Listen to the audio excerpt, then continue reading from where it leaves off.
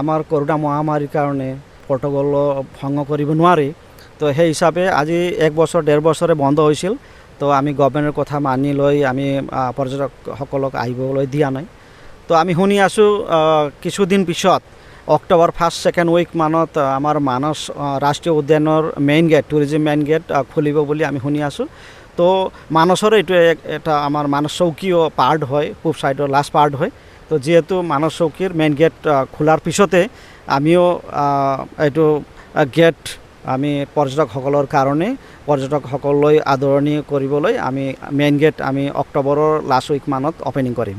চৌকী বিশেষকৈ ইয়াত অসমৰ আৰু অসমৰ বাহিৰৰ ভাৰতৰ বাহিৰৰো ইয়াত পৰ্যটকসকলে আহে। ইয়াত বিশেষকৈ ইয়াত বিভিন্ন জাতীয় গছ গছনি আছে, বিভিন্ন ধৰণৰ ইয়াত জীৱ জন্তু আছে আৰু ইয়াত ভূটানৰ পৰা বৈ অহা ইয়াত পাগলদিয়া নদী আছে। তো গছ গছনি আৰু কীট পতংগ আপোনাৰ পখিলা গছ গছনি ৰিচাৰ্চৰ কাৰণেও বিভিন্ন বিশ্ববিদ্যালয়ৰ পৰা ষ্টুডেণ্টসকল ইয়াত আহে ৰিচাৰ্চ কৰিব, ফিল্ড ষ্টাডিৰ কাৰণে আহে। মানস চৌকী ইক' টুৰিজিম ছ'চাইটিৰ ফালৰ পৰা আমি ইয়াত পৰ্যটকসকলৰ কাৰণে আমি পৰ্যটকসকলক আদৰণি জনোৱাৰ কাৰণে আমি ইয়াত চাফাই কাম চলাই আছোঁ আৰু ইয়াত আহি বহা সুবিধা আমি কৰিছোঁ যে আমাৰ চৌকী কেম্পাৰ্ছ বুলি আমি ইক' কেম্প ইয়াত আৰম্ভ কৰিছোঁ। তো ৰাতি আহি থাকিব পাৰে, এসাঁজ খাব পাৰে। তো এই ব্যৱস্থা আমি কৰিছোঁ।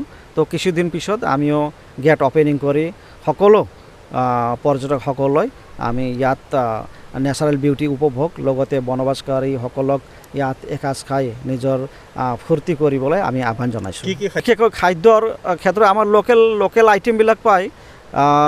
খাদ্যৰ বিষয়ত আমাৰ যোনটো ইক' কেম্প আছে, চৌকী ইক' কেম্প, তো ইক' কেম্পত আমি বিশেষকৈ আজি মডাৰ্ণ যুগ হ'লেও ইয়াত লোকেল কমিউনিটি আছে।